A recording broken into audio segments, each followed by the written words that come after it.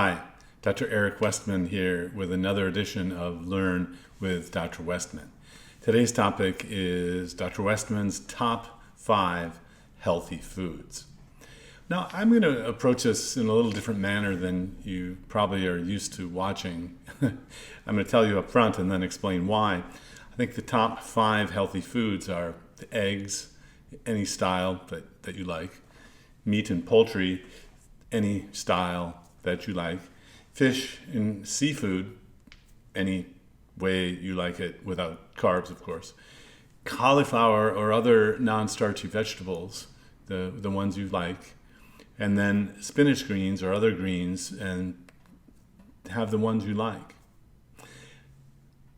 What have I done? Well, I'm not going down the rabbit hole of micronutrients and looking at antioxidants and other sorts of things that you're going to see videos about.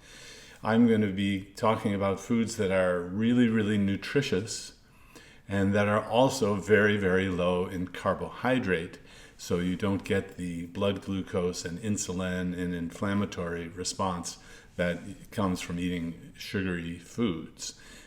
So what about eggs? Well, eggs, I do think, are the perfect food. You know, if you think about it, I learned this from a friend who taught me that, or taught the saying that it's so healthy you can make a chicken out of an egg. And if you think about it, there's everything in an egg to make an entire organism, a chicken. So you need the yolks.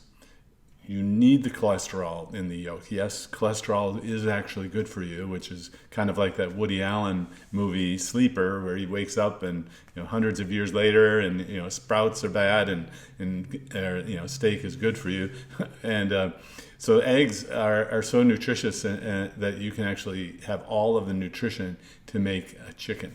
Now, the good news is the nutrition a human, a mammal needs is very similar to what a chicken needs, maybe not exactly the same. But the main thing is don't fear the eggs.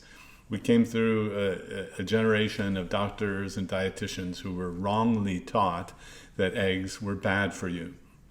Oh, I know what's going through your mind. What about the cholesterol, right? Well, actually, the good cholesterol goes up when you eat eggs. And the whole story is the good cholesterol goes up when you eat eggs and saturated fat. The things that you were taught not to eat actually raise the good HDL cholesterol.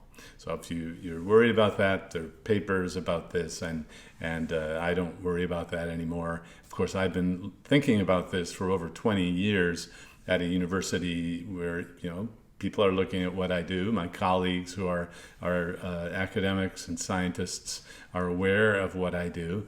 And so this is solid science, okay, that I'm talking about. So I'm almost to the point where if all you do is eat eggs, I think this might be healthy. It might not be very satisfying, and it might not, you might have trouble with some other bodily functions, but I think eggs are number 1 in terms of the top 5 healthy foods. Now, number 2, and actually I don't really rank these so much, these first 3, the meat, poultry, fish, and seafood, but number 2, let me say meat and poultry, just to give you a different kind of category, because these are foods that sometimes you might not get all of the nutrition that's available from the animal because you're only eating a certain part of it. So, but if you prefer ribeye or chicken wings or top sirloin or bacon or pork, I don't really care which. They're super low in carbs and packed with nutrients that are very similar to the nutrients that a mammal like a human needs. Optimally, you would add in some of the internal organs in terms of sausages. Yeah, I think sausages are actually a fine thing to eat. Even bologna is fine. These deli meats, as long as they're not adding sugar to it, and there is regulation on the nitrite and nitrates so that you're not getting the harmful amount of those. So don't worry about that.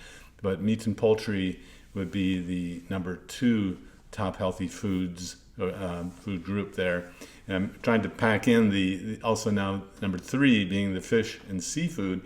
Some argue that the nutrition in fish and seafood is different, different enough in terms of omega-6 and omega-3. I'm not convinced that the studies are there at a human level to say that you should eat fish over meat or have crab or lobster instead of chicken. I know a lot of people are going down in that direction. I just don't think putting all of the things together in the whole dietary pattern that there's a benefit from doing that. The studies aren't there at the intact human level to support that yet. And that's what I wait for. I have to tell you that I'm not an early adopter. In fact, I've been doing this 24 years now, and starting with research, because two of my patients did it. I didn't do it for my own use, and so actually I'm not an early adopter of these new things that people talk about. I insist or ask them to provide research to support what they're talking about.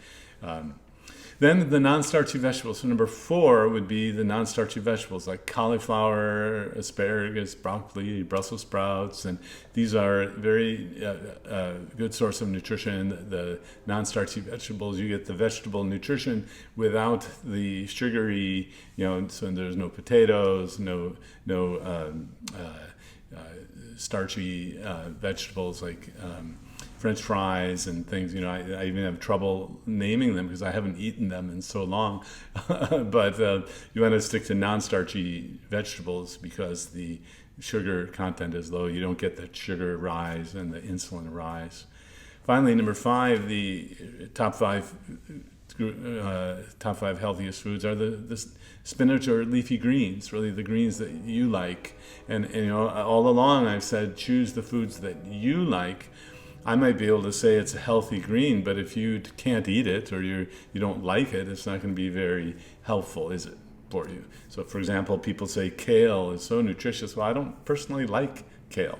So as a leafy green, I'm going to choose spinach or lettuce or something else. Collards are popular in the southern United States. So choose the greens that you like. Now, greens have a different effect in most people, not everyone, but it will help with regularity. So if someone comes to me and they say they're not going to the bathroom for a bowel movement as often, I say, don't worry about that. That doesn't matter how often you go to the bathroom for a bowel movement. Whoa, I thought you had to go every day. I said, no, it's fine.